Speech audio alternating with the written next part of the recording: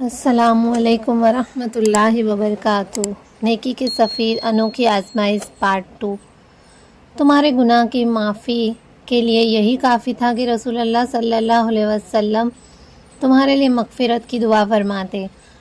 اللہ کی قسم مجھے وہ میری سچائی پر ملامت کرتے اور ڈانٹتے رہے، یہاں تک کہ میرے جی میں آیا کہ رسول اللہ صلی اللہ علیہ وسلم کی خدمت میں دوبارہ حاضر ہو کر اپنی پہلی بات کی تردید کر دوں اور کوئی جھوٹا عذر پیش کروں، لیکن میں نے ان سے پوچھا کہ کیا میرے جیسا معاملہ کسی اور کو بھی پیش آیا ہے؟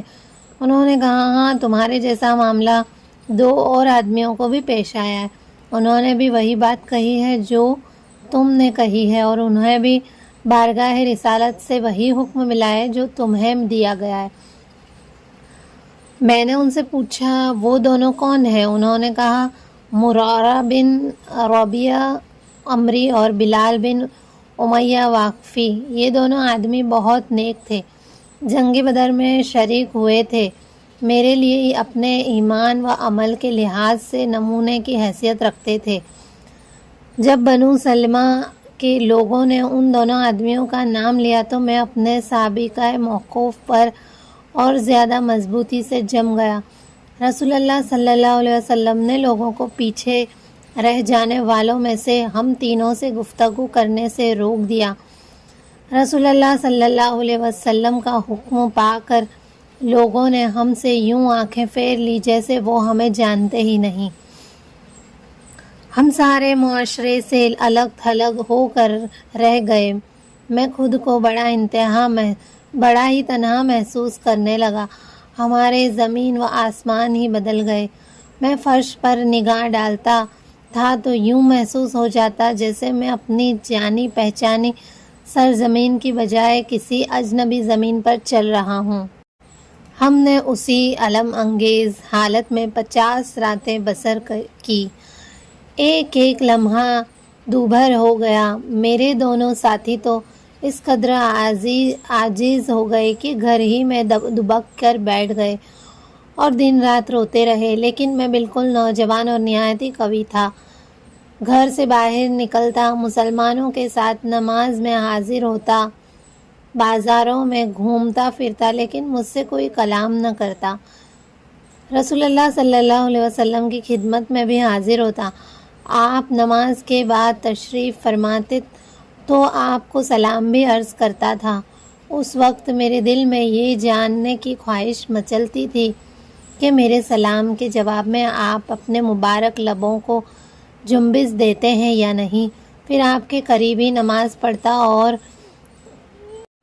دزدیدہ نگاہوں سے آپ کو دیکھتا رہتا۔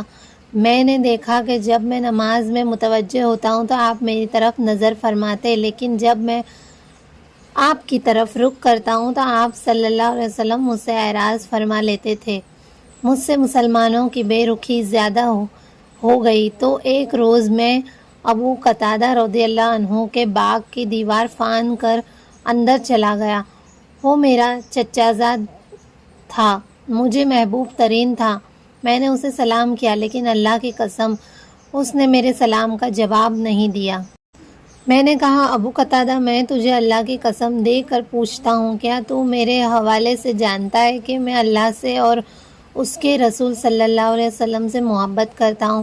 وہ خاموش رہا۔ میں نے دوبارہ اس سے قسم دے کر پوچھا، وہ بدستور خاموش رہا، حتیٰ کہ تیسری مرتبہ قسم دے کر سوال دہرایا تو اس نے صرف اتنا ہی کہا کہ اللہ اور اس کا رسول ہی بہتر جانتے ہیں۔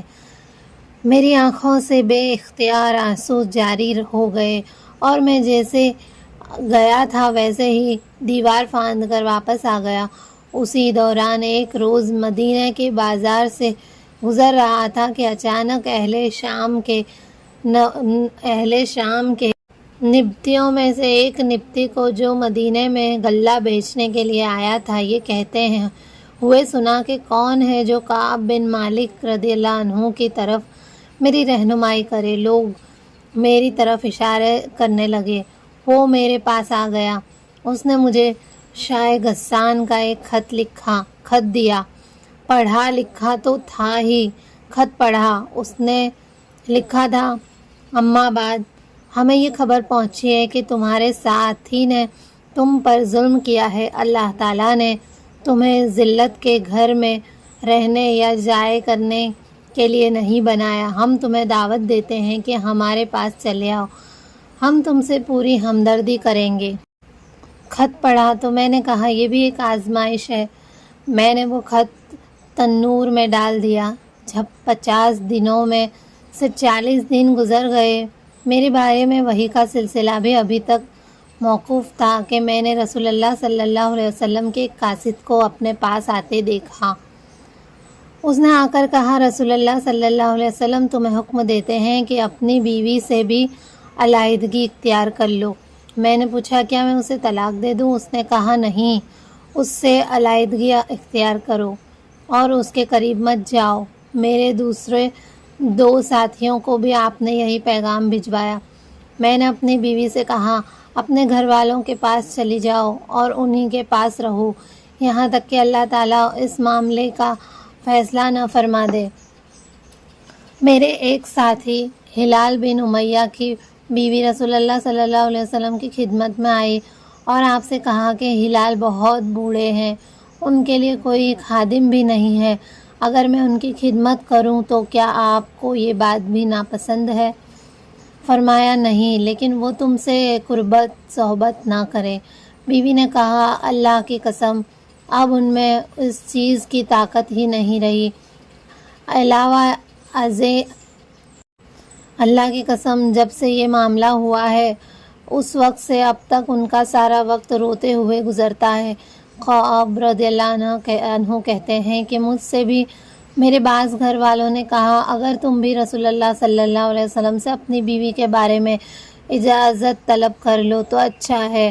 آپ نے اجازت طلب کرنے پر ہلال بن امیہ کی بیوی کو بھی تو ان کی خدمت کرنے کی اجازت عطا فرمائی ہے۔ میں نے کہا میں اس کے بارے میں رسول اللہ صلی اللہ علیہ وسلم سے اجازت نہیں مانگوں گا، معلوم نہیں آپ کیا جواب دیں گے۔